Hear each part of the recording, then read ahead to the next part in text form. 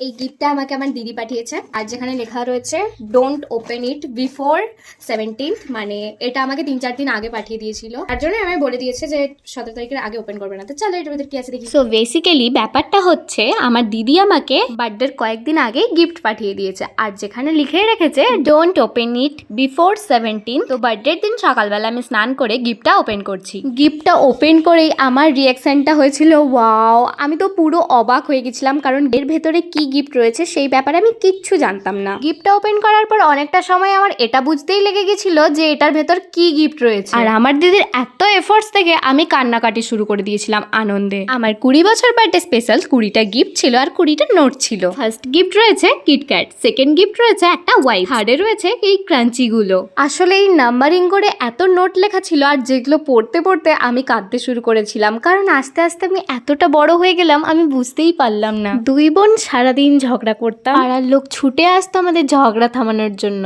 আর এখন সেই দিদির সাথেই আমার নিয়ম করে দেখা হয়। কাজের সূত্রে দিদিরা এক জায়গায় থাকে, আমি এক জায়গায় থাকি, বাবা মা এক জায়গায় থাকে, সেই জন্যই নিয়ম করে দেখা হয়, কথাটা বললাম। আর জানো তো, দামি দামি গিফটের থেকেও আমাকে কেউ যদি এত এফর্টস দিয়ে কিছু গিফট বানিয়ে দেয়, স্পেশালি হ্যান্ডমেড, আমার তো ভীষণ ভালো লাগে। সারাদিন ডিউটি করার পর ও যে টাইম বের করে আমার জন্য এত কিছু করেছে, এগুলো দেখেই আমি খুব খুশি হয়ে গেছি, আর সেই জন্য আমি কাঁদতে লেগে গেছি। আর নোটগুলোতে এত ভালো ভালো জিনিস লেখা ছিল আমার নামে, তো সেগুলো দেখেও আমার কান্না চলে এসেছিল। তাছাড়াও জীবনে প্রথমবার সারপ্রাইজ গিফট পেয়েছি, এটা তো আমার কাছে একটু বেশি স্পেশাল। এর আগে কখনো কাউকে আমার বার্থডেতে এতটা এফর্ট লাগাতে দেখিনি। বড়দিও রাত 12টার সময় সারপ্রাইজ কেক কাটিং করেছে। জানো, এই 17 নাম্বার নোটটা পড়ে watching you grow up has been the best gift, এটা পড়ে আমি প্রচুর কাঁদতে লেগেছি, কারণ এক ঝলকে আমার পুরো ছোটবেলাটা মনে পড়ে গেল। মা যেহেতু একটা ছোটখাটো জব করে, তো ছোট থেকে আমি আমার মেজদির সাথেই বড় হয়েছি, ও আমার কাছে অনেক বেশি স্পেশাল। বড়দি ছোট থেকেই মামা বাড়িতে থাকতো, তাই ও অতটাও ক্লোজ নয় আমাদের, তবে এখন হয়ে গেছে অনেক বেশি ক্লোজ। বাট মেজদি আর আমি ছোট থেকে যেহেতু একসাথে বড় হয়েছি, তাই আমাদের টানটা একটু বেশি। দেখতে পেয়েছো আমার দিদি আমাকে কত কত গিফট দিয়েছে।